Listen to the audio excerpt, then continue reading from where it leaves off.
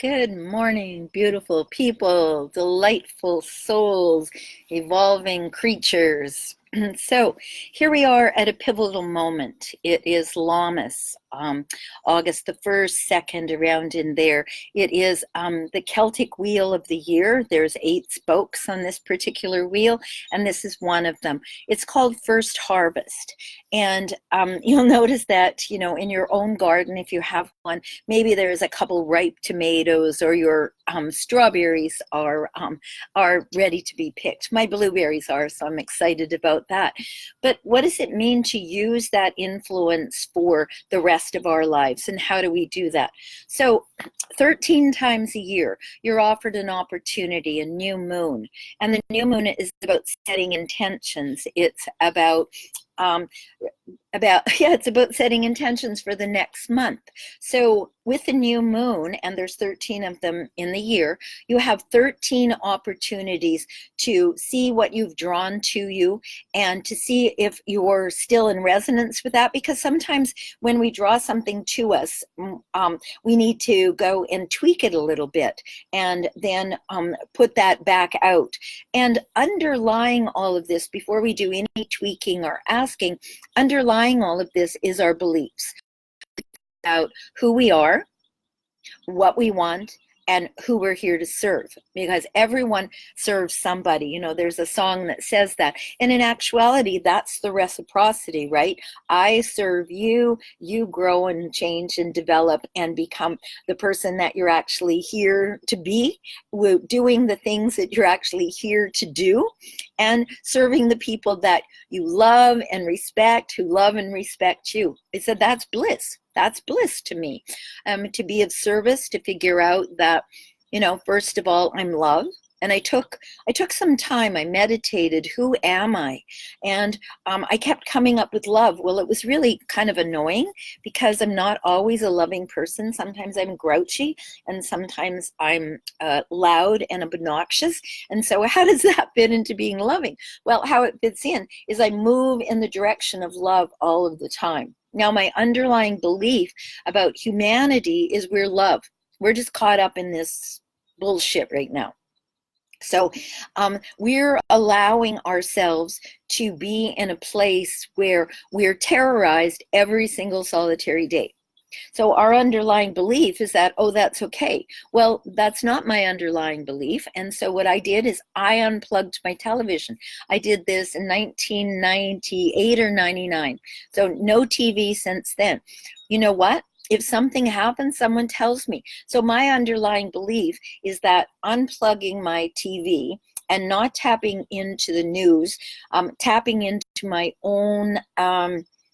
own intuition, and pardon me for a second, getting my phone out of the sun, and tapping into my own intuition, going, Sheila, you're love. You came here to be love. So pony up, act like love, and sometimes you have to take yourself to task about this, really, so today's the day.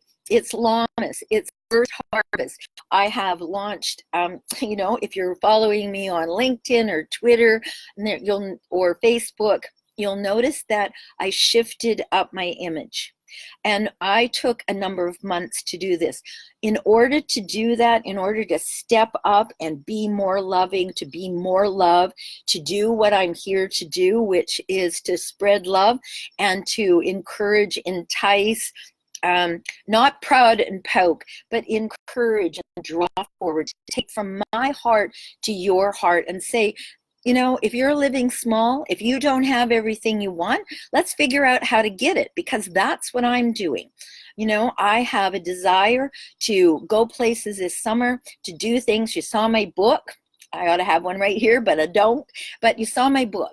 It's been out for a long time. Did I ever do anything with it? No, because you know what? I don't know how. So I'm over howitis.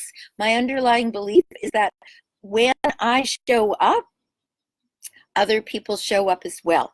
When I go out and I'm spreading love, and I take my little book that's on the cover of Shaman Weaver Sheila Baker, and I go around, people are going to be attracted to the energy of that. You know why? Because I believe that. I don't have any evidence. There's no supporting evidence. your beliefs don't have supporting evidence often. You create them and you have a background. Well, this is how it happens for so-and-so. That so-and-so is not you. So you do not need to have a belief that anybody else has. I have a belief that I am going to help 1,000 people get out of job jail, break out of your cubby, and be out here just like me, where I'm sitting outside. You can see the sun over here. I'm backed into the corner, so I'm in the shade. But you can do what you want to do, when you want to do it, and how you want to, as long as you first of all believe you can. So I believe that. I've been doing this for, oh my God, I forgot. It's 22 years this month. I quit my day job. I went on my first vision quest. I came back. I went to go to work. I literally could not stand up. So I was walking around bent over. So I went to the dentist and I get the happy nose because it relaxes me. And so I did that. I thought, well, maybe this will help. I'll get relaxed. That didn't help. I saw my first little client. I was working with children and families, and that didn't help either. So what I did is I went home. I called in sick for the rest of that day. I called in sick for the rest of that week, and I took that time because I had sick time, because I took that time and I looked at, does this serve me any longer? I'd made a vow with myself to stay in a job for 5 years. I'd never done that. A couple of years was about my limit. So I made this vow to myself. I did that. I stayed even longer. I was there for 6 3/4 years. Yay, go Sheila. And then it didn't serve me anymore. It wasn't enhancing my relationships outside of work. I wasn't feeling like, wow, I'm really making a difference. The system wasn't supporting the work that I did. So I decided to take myself out of the system. So I spent that week and I looked at, what do I want? Well, y'all know I'm a freedom fighter, right? I believe in freedom. That's why I live the way I do. And I took that belief and I said to me, what does that mean to me? Well, what it means to me is that I get to design my life. So now I hang out with you twice a week, and I create a life that works for me, because it's got to work for you. Hey, Travis. Hi, Anita. Thanks for hanging out. Usha, nice to see you. Christy, Cece, lovely. So what I'm talking about is your underlying beliefs create your life. I believe I'm love, so that calls me to step up and be better than I usually am. Because what would love do?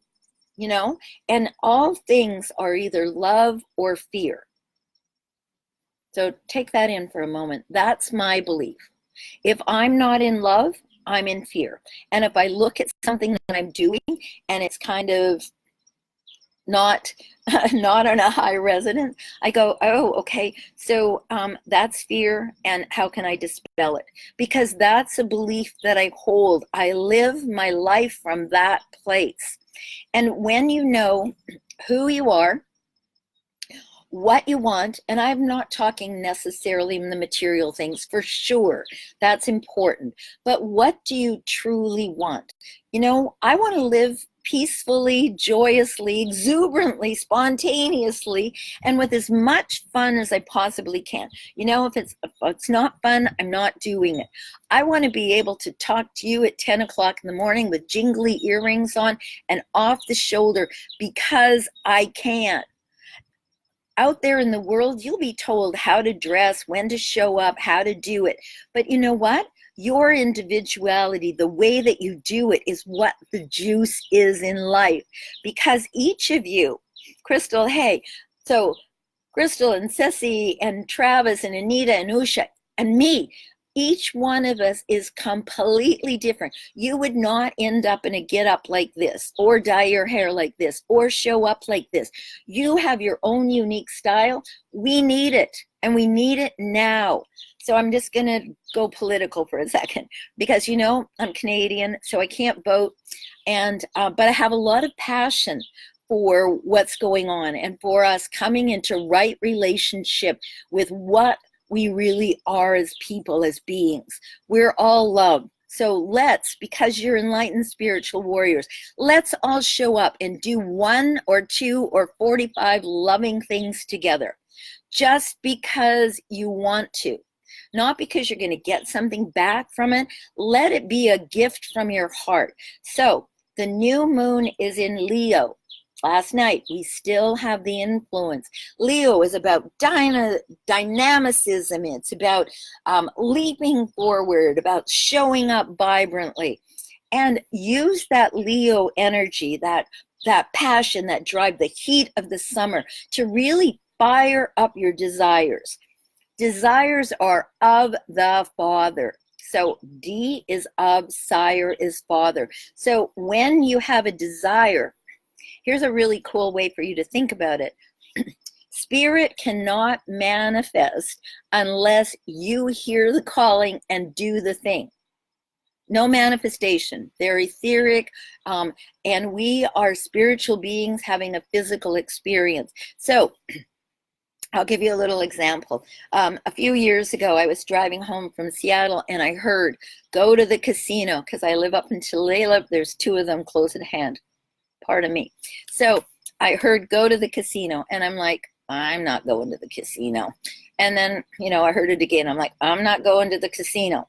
So 3rd time, right? I'm like, okay, so give me a sign. So Hawk is one of my guides. And you know, eagles are always good too. So I'm driving along, and in front of me pulls this car. It says Seahawks. Next to me is a Draper chicken truck. And so I call my girlfriend. Don't do this. Don't follow this part of my advice. But I call my girlfriend and I say, you know, they're telling me to go to the casino, and I'm telling them that I need to have a sign. And there's a, oh, look, there's a little ant climbing right on me. Okay. So how cool is that? What kind of a sign is that? So back to my story. So I said to her, I need a sign. And she says, so Seahawk isn't good enough? And I went, okay, fine. So I keep driving. I'm on my way. The casino's just a couple of exits up from me. And just as I follow my guidance and I go to turn left and cross over, there's a hawk sitting on the sign that says Tulalip Casino. So when you're willing to listen, you get a sign. Now, I took that, I went to the casino, I put in my 20 bucks, and I made 40. So then, you know, I'm like, ooh, look at that, I could make more. So then I did that, and I will drop down to 35. So at that point, I go, okay, I'm going to stop now. As I'm leaving the casino, I hear, we wanted you to have the feeling of being a winner. Okay? When you listen, there's a reason that you're being encouraged to do something.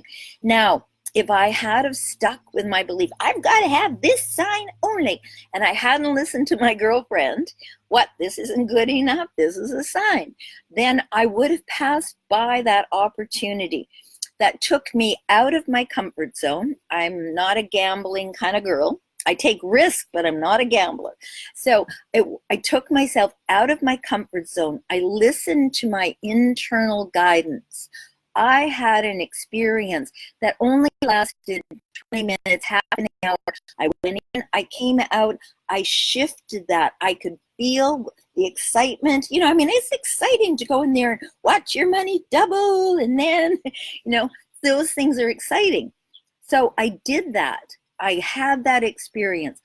If I had have held on to my belief that I can only see this sign this particular way, I would have missed an opportunity. So look at what you have right now. Take inventory. The new moon right now, first harvest, this is what we're doing. You're harvesting this. What have you got right now? What do you want? What do you truly want? You know, it can be the boat, the car, the whatever. That can be part of it.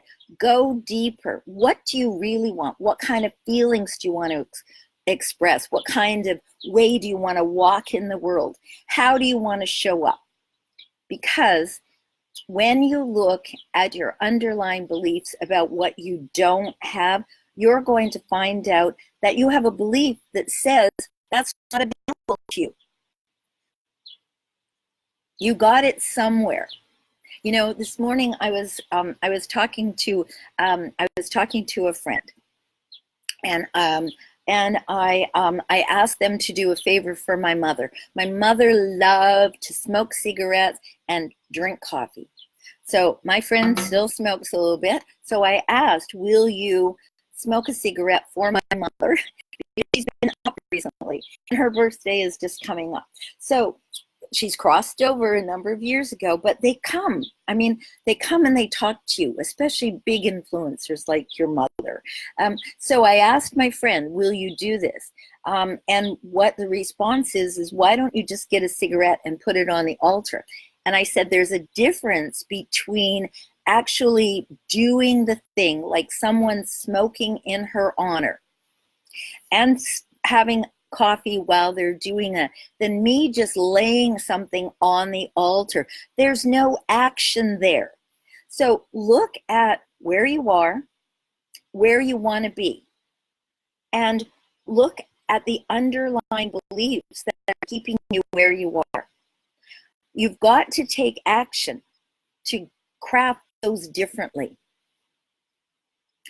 This is a perfect time. Harvest everything that you've got so far in your whole life, not just this year. Use your whole life. Why not?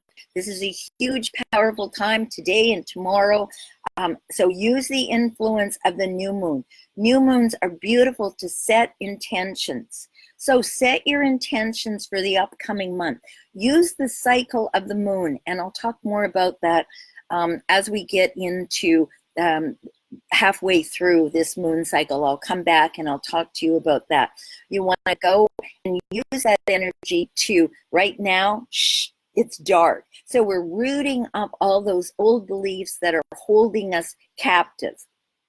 And when we uproot them, what are we going to do? We're going to convert them to compost, right? That's an alchemical process. You're doing the same thing when you use the energy of what do I want, what have I got, looking at the underlying belief that isn't matching up with your desire any longer.